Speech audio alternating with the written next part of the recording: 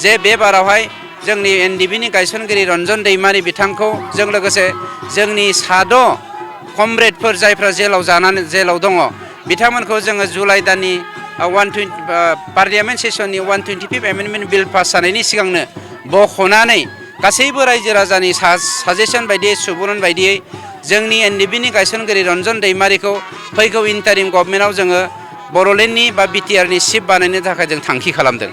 बै ओनसोलनि बर' बिमाफोर ओनसोलनि राजबंसि बिमाफोर मोनफ्रोमबो जाथि जनगोष्ठीनि बिमाफोरनि खुगानि ओंखामखौ सेनानै अरुण'दयखौ सेनानै दानना होनायनि बेरेखायै दिनै गासैबो बिटिआरनि बिमा माहारिया सांग्रां जादों आरो खौसे जादों।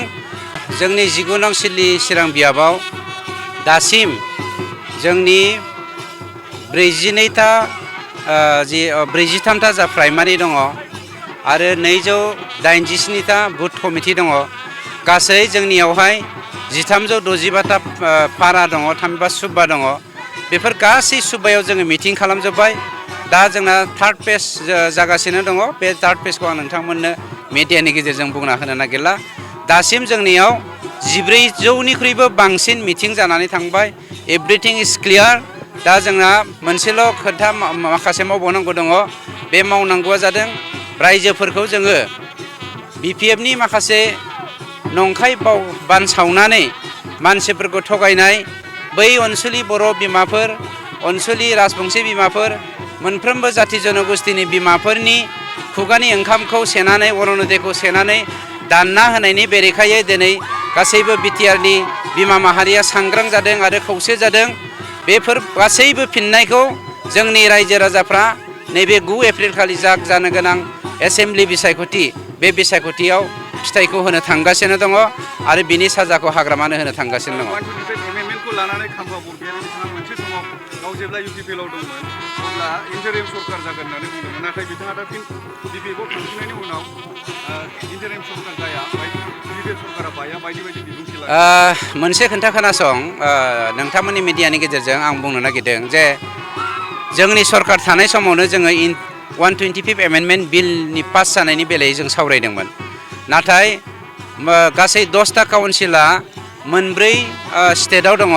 जाय स्टेटआ आसामनि अनगायै स्टेटफोरा आसामनि अनगायै मेघालय बेवहाय 3 दं, मिज'राम बेवहाय 3 दं, त्रिपुरा मोनसे दं।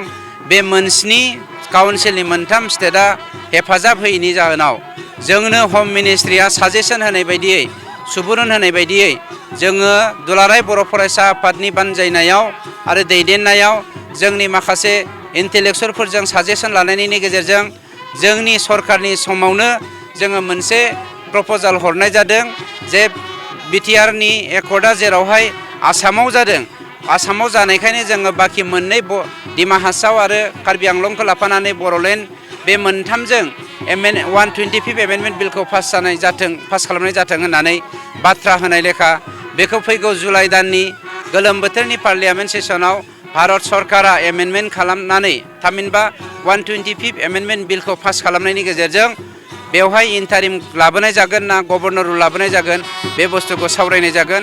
खिन्थु जोंहा फोथायनाय दङ जेरावहाय एकर्ड खालामनायनि गेजेरजों मोनफ्रोमबो एकर्ड खालामग्राफ्रा इन्टारिम गभर्नमेन्टखौ खालामबोदों आरो थिग बिदिनो जोंहा मोनसे फोथायनाय दङ जे बे बारावहाय जोंनि एनडिबिनि गायसनगिरि रन्जन दैमारि बिथांखौ जों लोगोसे जोंनि साद' कमरेडफोर जायफ्रा जेलाव दङ बिथांमोनखौ जोङो जुलाइ दाननि पार्लियामेन्ट सेसननि 125 एमेन्डमेन्ट बिल पास जानायनि सिगांनो बख'नानै गासैबो रायजो राजानि साजेसन बायदियै सुबुरुन बायदियै जोंनि एनडिबिनि गायसनगिरि रन्जन दैमारिखौ फैगौ इन्टारिम गभर्नमेन्टआव जोङो बर'लेण्डनि बा बिटिआरनि चिफ बानायनो थाखाय जों थांखि खालामदों।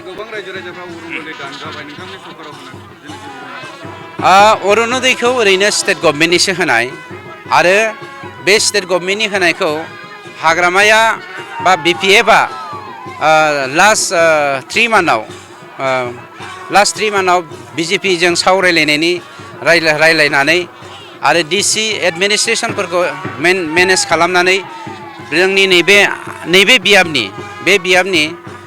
माने नैबे निसिमा बियाबनि काउन्सिल बियाबनि 300निख्रुइबो बांसिन मानसिनि बुरि बिमाफोरनि दुखुथिया रान्दि बिमाफोरनि दुखुथिया आदुंगारि आब'मोननि अरुनदयखौ दाननानै बिथांमोननि जा खुगानि ओंखाम बे खुगानि ओंखामखौ सेदों। बे खोब दुखुनांथाव बाथ्रा आरो लासिंसिं बाथ्रा। फैथों समा बिनि फिथाइखौ जोंनि रायजो राजाफ्रा जोंनि बिमाफ्राबोनो बा बे 9 थारिखनि जा बिसायख'थि बे बिसायख'थियाव फिननायखौ होगोन। माइन'रिटिफ्रा देग्लाय माबायदि बाहागो लागोन?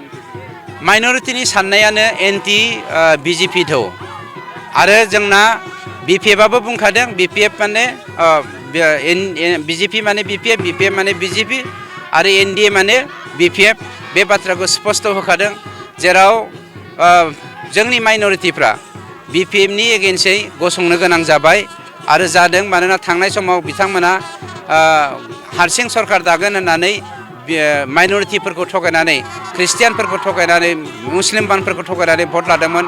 बे बाराव ख्रिस्टियान आरो मुसलमानफ्रा बिपिएफखौ पानिशमेन्ट होनो थांगासिनो दङ। मोनसे खोन्थाया स्पष्ट जोंनि इउपिपिएल दोलोआ मानबगेदा प्रमद बर' बिथांनि दैदेननायाव आसामाव इउपिपिएल एलायन्स सरकार बानायनो थांगासिनो दङ।